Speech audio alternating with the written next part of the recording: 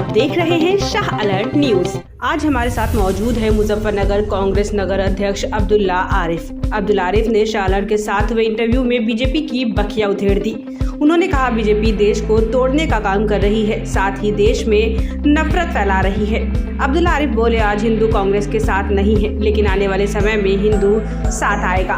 वहीं AIMIM party पर बोले, कहा ये भाजपा के डमी कैंडिडेट है और कुछ नहीं।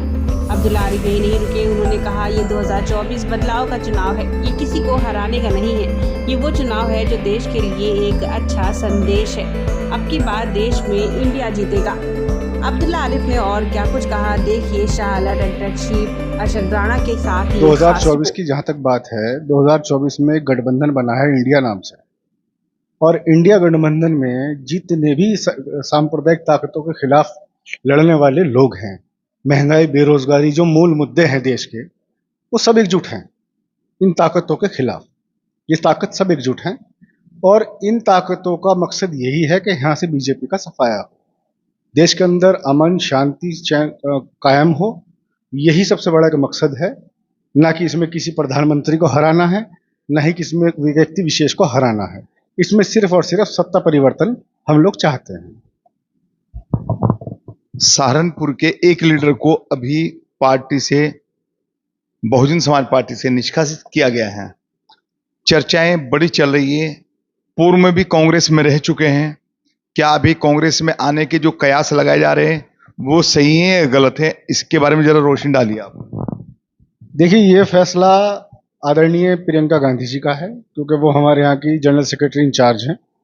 2022 से लगातार वो हमारे यहाँ इंचार्ज बनी हुई है। ये फैसला उनका है कि वो गए हुए लोगों को वापस लेंगी या नहीं लेंगी। देखिए, रही बात जहाँ तक इमरान मसूद साहब की, इमरान मसूद साहब पश्चिम उत्तर प्रदेश के कद्दावर नेताओं में उनकी गिनती होती है, और उनका वजूद सहारनपुर से लेकर के हमने देखा है रामपुर तक, उनका वजूद हमने देखा है। ऐसा नहीं है कि मुस्लिमों के बड़े नेता हैं, लेकिन इनका फैसला कि पार्टी में आएंगे या नहीं आएंगे, ये फैसला तो देखिए हाईकमान का ही है। आदरणीय प्रियंका गांधी जी, आदरणीय राहुल गांधी जी का फैसला है, वही इस पर फैसला लेंगे। मुजफ्फरनगर से लोकसभा प्रत्याशी कांग्रेस पार्टी की तरफ से कौन हो सकता है?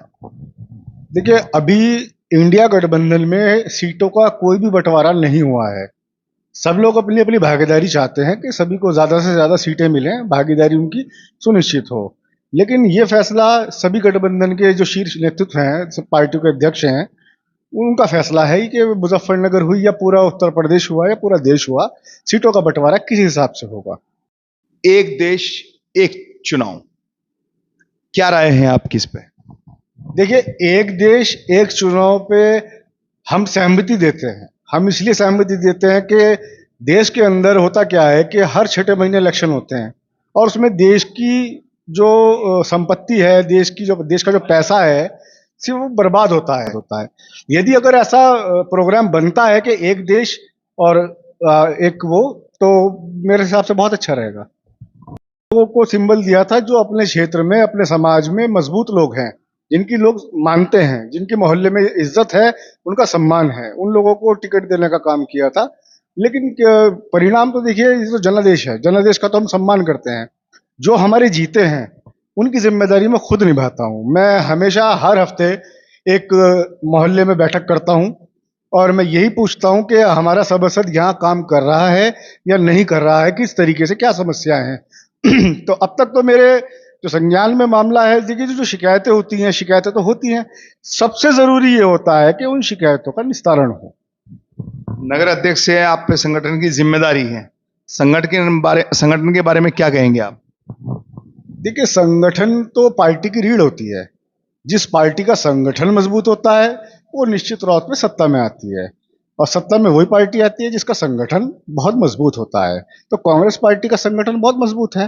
कांग्रेस पार्टी लगातार जनता के मुद्दे उठा रही है, सड़कों पर कार्यकर्ता हैं, और आप भली भांति भी जानते हैं कि कांग्रेस किस तरीके से हर मुद्दे को उसको विपक्ष में रह करके उसकी भूमिका निभा रही है। भले ही समाजवादी पार्टी आज मुख्य भूमिका में उत्तर प्रदेश में, लेकिन कांग्रेस उससे ऊपर होकर के हर मुद्दे को विपक्ष की भूमिका से निभा रही है।